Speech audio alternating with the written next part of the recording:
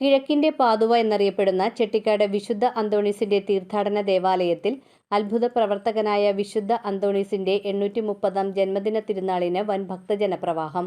രാവിലെ 6:15 മുതൽ വൈകിട്ട് 6:30 വരെ ദിവ്യബലി, നൊവേന, ആരാധന എന്നിവ നടന്നു. പ്രസിദ്ധേന്തി വാഴ്ചയെ തുടർന്ന് റൈറ്റ് റവറന്റ് ഡോക്ടർ ജോസഫ് കരിയൽ പിതാവിന്റെ മുഖ്യ കാർമ്മികത്വത്തിൽ നടന്ന തിരുനാൾ ദിവ്യബലിയിൽ ഫാദർ ലാസർ സിൻഡോ തൈപ്പറമ്പിൽ വചന സന്ദേശം നൽകി. വിശുദ്ധ അന്തോണീസിന്റെ തിരുശേഷിപ്പുകളായ അഴുകാത്ത നാവ്, കൈയുടെ അസ്ഥി, സഭാവസ്ത്രത്തിന്റെ ഒരു ഭാഗം എന്നിവ സൂക്ഷിച്ചിരിക്കുന്ന ഇന്ത്യയിലെ ഏക തീർത്ഥാടന കേന്ദ്രമായതിനാൽ വിശുദ്ധന്റെ ജന്മദിന തിരുനാളിൽ പങ്കെടുക്കുന്നതിനായി അയൽ സംസ്ഥാനങ്ങളിൽ നിന്നുൾപ്പെടെ തീർത്ഥാടകർ വിശുദ്ധന് ജന്മദിന സമ്മാനമായി കൈകളിൽ പൂക്കളുമായാണ് ദേവാലയത്തിലേക്ക് എത്തിച്ചേർന്നത്.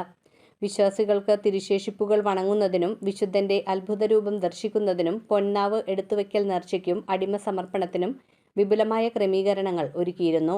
Rector father doctor Benny Vazhakoottathil, father Ajay Antony Puthenparambil എന്നിവർ ആഘോഷങ്ങൾക്ക് നേതൃത്വം നൽകി. ഏറ്റവും വലിയ ക്രൗഡ് പുള്ളർ ആണ് അന്തോണീസ്. ക്രൗഡ് പുള്ളർ എന്ന് പറഞ്ഞാൽ തൻ്റെ മുന്നിലേക്ക് വലിയ ജനക്കൂട്ടത്തെ ആകർഷിച്ചു കൊണ്ടുവന്ന് നിർത്തുന്നത് എന്നാണ് അർത്ഥം.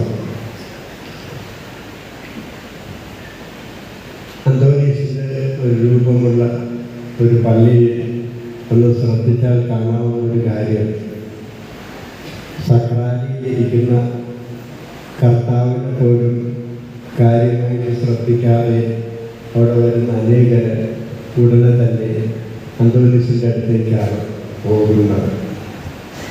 പിന്നെ വേണമെങ്കിൽ കർത്താവിനെ ഒന്ന് കുനിച്ച് അത്രയും ബാക്കി കാര്യങ്ങൾ അന്തോണീസ് നോക്കിക്കൊള്ളു എന്നാണ്.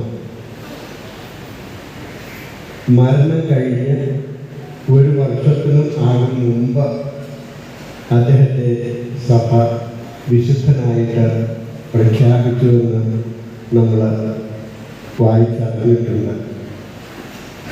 മൊറോക്കോയിൽ ക്രിസ്തു മതത്തിൻ്റെ വിരോധികളായ കർത്താവ് നമ്മളെ പഠിപ്പിച്ചു തന്ന പ്രാർത്ഥന നമുക്ക് ഏകസ്വരത്തിൽ എത്തിച്ചെല്ലാം. സ്വർഗസ്ഥനായ ഞങ്ങളുടെ പിതാവേ,